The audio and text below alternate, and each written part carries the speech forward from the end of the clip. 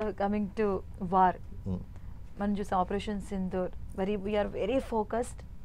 ఒకవేళ హిట్ చేస్తే దాన్ని మనం వెరీ బిగ్గర్ వెరీ డీపర్గా వెళ్తామని కూడా నిన్న ప్రధాని కూడా మాట్లాడడం జరిగింది. అవునండి, అవును. అండ్ సార్ ఒకసారి ఇప్పుడు కనుక ఒకసారి వార్ స్టార్ట్ అయితే వాట్ ఈస్ పాకిస్తాన్ పొజిషన్? మనం ఎన్ని రోజులు ఖతం చేయొచ్చు అసలు వాళ్ళని?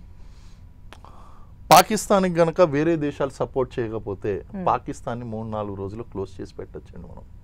కానీ ప్రాబ్లం ఇక్కడ పాకిస్తాన్ ఒకటే అని కాదు. మీరు చూడండి, అసలు పాకిస్తాన్కి డ్రోన్లు ఎక్కడి నుంచి వచ్చినాయి ఎగ్జాక్ట్లీ. అంటే టర్కీ ఏం చేసింది అంటే అక్కడ పాకిస్తానీ ఎయిర్పోర్ట్లో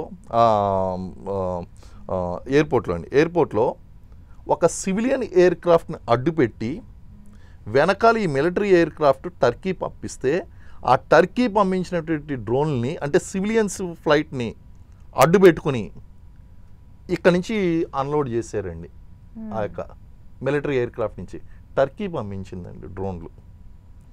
మరి ఈరోజు JF-17s ఎక్కడి నుంచి వచ్చినాయి? చైనా ఇచ్చింది. అంటే ఇక్కడ ప్రాబ్లం ఏంటి అంటే చైనా పాకిస్తాన్ ఒక్కటే ఒంటరిగా పోరాటం చేయడం లేదు. అది ఎప్పుడు అలా రాదు కూడా. అది దాని ధైర్యం లేదండి, అంత ధైర్యం లేదు. కేవలం పాకిస్తాన్ ఒకటే పోరాటం చేస్తే అది ఎంత ఉందండి? అది భూభాగం ఎంత ఉంది, దాని టెక్నాలజీ ఎంత, దాని మ్యాన్ పవర్ ఎంత, మన భారతదేశంలో 2 రాష్ట్రాలు కలిపినంత కూడా లేదు అది. మరి అటువంటప్పుడు దాన్ని ఓడించడం చాలా ఈజీ.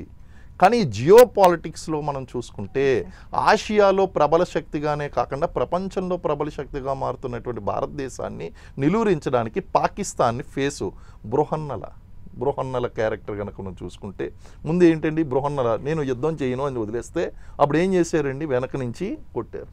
పాకిస్తాన్ని కూడా అలాగే పెట్టుకుంటున్నారు, పాకిస్తాన్ ముందు పెడుతున్నారు, వెనక నుంచి వాళ్ళు వార్ చేస్తున్నారండి. ఎవరు? ఇస్లామిక్ కంట్రీస్ ఎవరైతే సపోర్ట్ పాకిస్తాన్కి చేస్తున్నారో చైనా.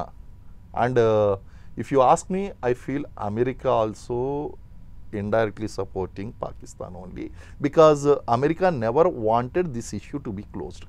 Okay. కాబట్టి ఇలాంటి పరిస్థితిలో ఎక్కువ రోజులు నడుస్తుందండి. కానీ మొన్న ఆపరేషన్ సింధూర్ ద్వారా మనం చేసింది ఏంటంటే వాళ్ళ యొక్క క్రూషియల్ ప్లేసెస్ అన్నీ కూడా సర్వనాశనం చేసాం. వాళ్ళు ఎక్కువ కాలం వాళ్ళు నడపలేరు అని తెలుసు. ఈ టాక్స్ నడుస్తున్నాయి చూసారు, దీన్ని నేనేమంటానంటే వెనకాల వాళ్ళు వెపన్స్ తెచ్చుకుంటున్నారు, రీగెయిన్ చేస్తున్నారు, స్ట్రెంగ్తన్ అవుతున్నారు. మొత్తం ఆ టైం రియాక్షన్ ఊపిరి సలపనివ్వకుండా మనం అటాక్ చేసాం. ఆ అటాక్ నుంచి వాళ్ళు ఏంటంటే కొంచెం బ్రీతింగ్ తీసుకున్నారండి. నన్ను అడిగితే పాకిస్తాన్ మళ్ళీ చూడండి, ఇప్పుడు మనం ఈ ఇంటర్వ్యూ చేస్తున్నటువంటి సమయానికి ఎటువంటి అటాక్స్ లేవు, సీజ్ ఫైర్ నడుస్తుంది. ఇది కొన్ని రోజులు పోయిన తర్వాత మీరు చూడండి మళ్ళీ అటాక్స్ స్టార్ట్ అవుతాయి. బట్ అమెరికా ఎందుకు అలా కోరుకుంటుందండి? అంటే మీరు అన్నారు కదా ఇది ఎండ్ అవ్వాలని అనుకోవట్లేదని, బట్ ఆయన మాత్రం మేము మధ్యవర్తిత్వంలో ఉన్నాం, వెరీ హ్యాపీ దీని ఇలా ఉన్నందుకని ఆయన ట్వీట్ల మీద ట్వీట్లు చేస్తూ ఉన్నారు. మరి ఆయన అమెరికా ఆయుధాలు అమ్ముకునే దేశం అండి. అలాగే గత 75 సంవత్సరాలుగా భారతదేశాన్ని బెదిరించింది తప్ప భారతదేశాన్ని ఈక్వల్గా చూడలేదు. బిల్ క్లింటన్, లేకపోతే ఆయన ఎవరండి ఇంకొక ఆయన మన president US president Obama and next మన ట్రంప్, వీళ్ళు మన భారతదేశాన్ని సందర్శించారు తప్ప అంతకుముందు ఉన్నటువంటి ప్రెసిడెంట్స్ ఎవరు కూడా భారతదేశాన్ని అసలు లెక్కే చేయలేదు. ఇప్పుడు ఏంటి అంటే మన దగ్గర కార్గిల్ వారప్పుడు కూడా వాళ్ళ వైపే ఉన్నారండి. కానీ తర్వాత వస్తున్నటువంటి పరిస్థితులు అమెరికాకి ఇండియాని కన్సిడర్ చేయవలసి వచ్చింది. బికాస్ భారత్ అన్ని రకాలుగాను ప్రబల శక్తిగా ఎదుగుతుంది. అలాగే ఈరోజు యుఎస్లో కూడా వాళ్ళ దగ్గర ఉన్నటువంటి టాప్ పీపుల్లో మన ఇండియన్స్ వాళ్ళ యొక్క ఎకానమీకి సపోర్ట్ చేస్తున్నారు. మన టాప్ బ్రెయిన్స్ అన్నీ కూడా అమెరికాకే పనిచేస్తున్నాయి. అటువంటప్పుడు ఇండియాని కన్సిడర్ చేయవలసి వచ్చింది.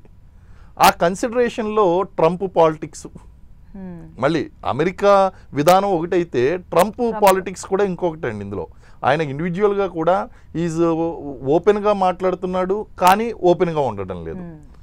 చెప్పేది ఒకటి చెప్తున్నాడు, చేసేది ఇంకోటి చేస్తున్నాడండి. ట్రంప్ కూడా చాలా ట్రిక్కీగా ఉన్నాడు, ఆయన కూడా చాలా ట్రిక్కీగా ఉన్నాడు.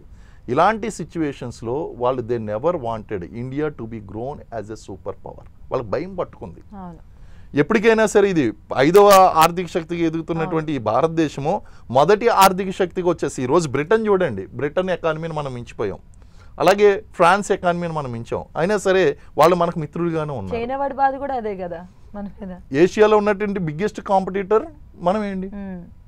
సో ఇవన్నీ కూడా చూసేసరికి ఇప్పుడు ఎలాగ ఇబ్బంది పెట్టాలి భారతదేశాన్ని, పాకిస్తాన్ ద్వారా మాత్రమే ఇబ్బంది పెట్టగలం అని చెప్పి వాళ్ళు పాకిస్తాన్ని సపోర్ట్ చేస్తున్నారు, మనల్ని ఇండైరెక్ట్గా మనల్ని దెబ్బ కొడుతున్నారండి. ఓకే.